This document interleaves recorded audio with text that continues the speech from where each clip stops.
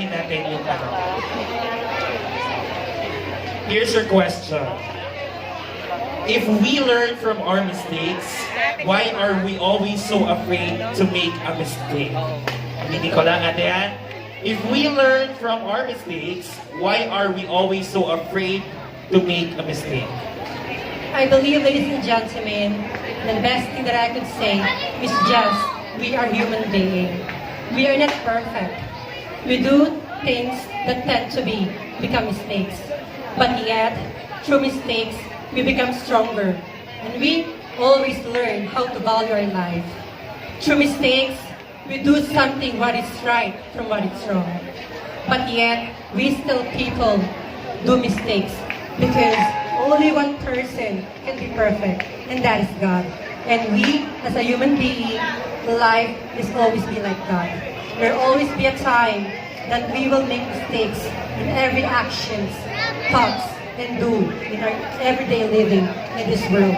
But the very best thing is that we should strive hard and we don't apply that to be being perfect is being beautiful. Because life is always like a flaws. There always be a mistakes and there always be a problem that we will intend to encounter in our life. That will be all. Thank you and good morning. Alright, maraming salamat. Is worse than death. Okay, thank you for that very intriguing question. You know what, ladies and gentlemen? The question goes like this. What is worse than death? Ano daw po ba ang mas masahol pa sa kamatayan?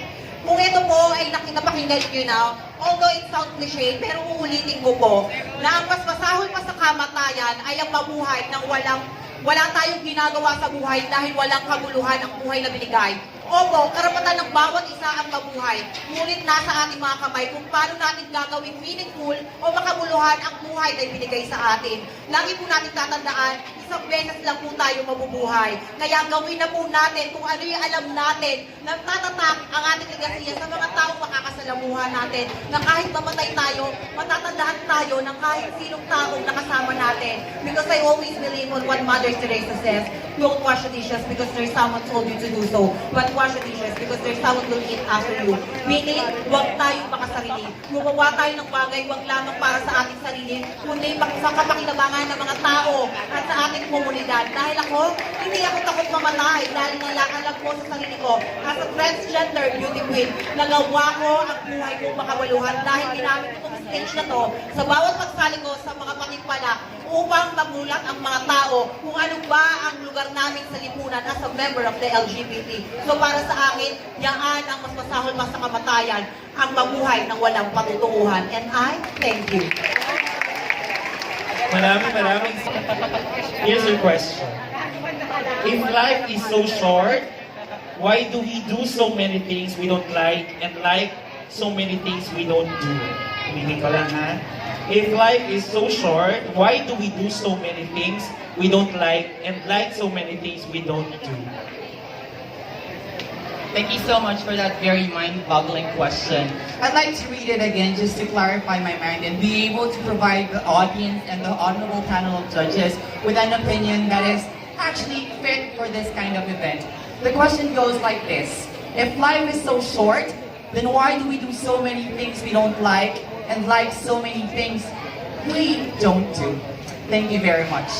There is a saying that goes that you only live once. And it is always normal and natural for a human being to err. I think that it is also normal and natural for all of us to do things and to not be contented in life. And that is exactly why we do the things that we don't like and don't like the things that we do.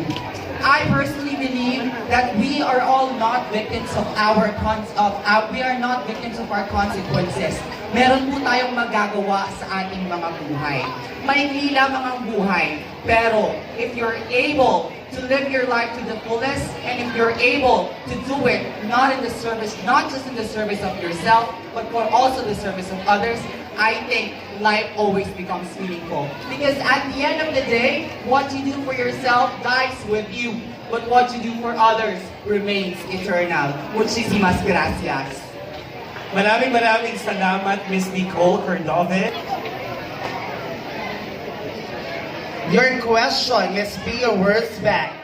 Does love is equal sex? I repeat. Does love is equal sex? Okay, thank you so much for that very tough question. Does love is equal to sex? Ladies and gentlemen, definitely no. Because if you define love, it is a feeling. Regardless of your gender identity, it is actually a feeling that you can feel to someone, to your mother, to your family members, to your friends. You can feel love to them. But that does not necessarily mean that you can have sexual intercourse with them. So if you're asking me, does love is equal to sex? No, because these are two different things. Sex is just an action in order for you to prove if you love someone, but that does not 100% guarantee that if you're having sex to someone, you love them. But if you love someone, definitely it's your option if you would like to have sexual intercourse with them. But that is actually something that can only be applied on your partner. Love can be applied to your family members, friends, and sex can be applied to a specific person only. Thank you. Thank you so much, candidate number 4, Miss Pia Words back. If your inner voice was an actual person and talked to you the way it usually does, would you enjoy the conversation and keep in touch with them? Again, if your inner voice was an actual person and talked to you the way it usually does, would you enjoy the conversation and keep in touch with them? I will enjoy my conversation with my inner self simply because I was raised with values and good morals by my parents. I was raised in a way that good way that they teach me what is right from what is wrong.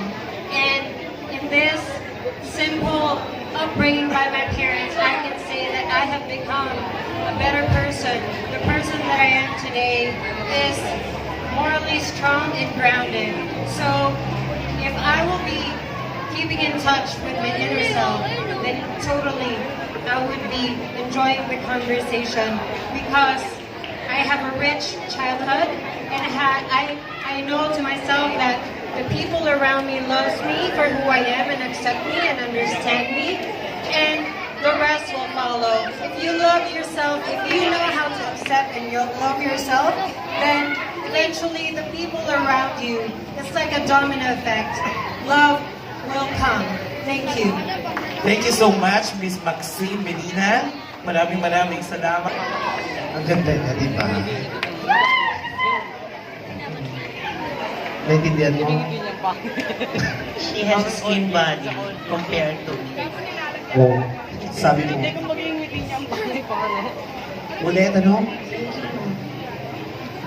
Miss Alec Bovic, your question. Good evening, Honorable Time. If you look into the heart of your enemy, what do you think you would find that is different from what is in your own heart? Repeat. If you look into the heart of your enemy, what do you think you would find that is different from what is in your own heart? Good evening, Honorable Panel.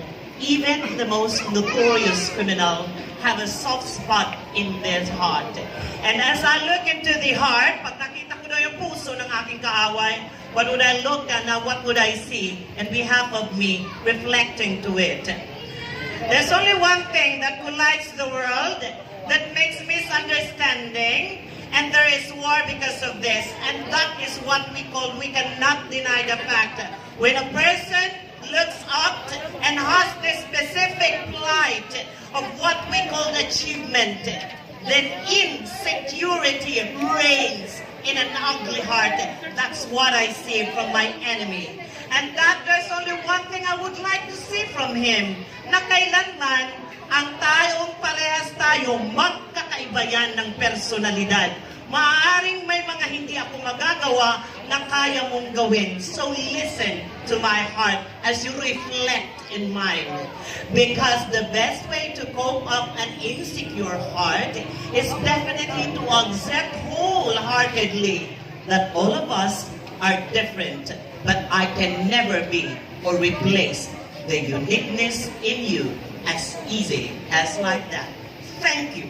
Thank you so much, candidate number 6.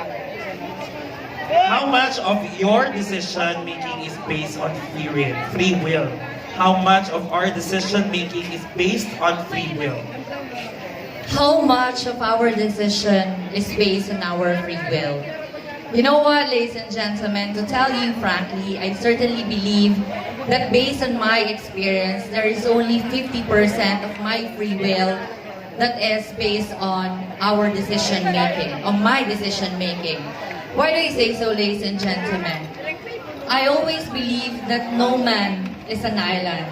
Therefore, I certainly live with the people who surrounds me.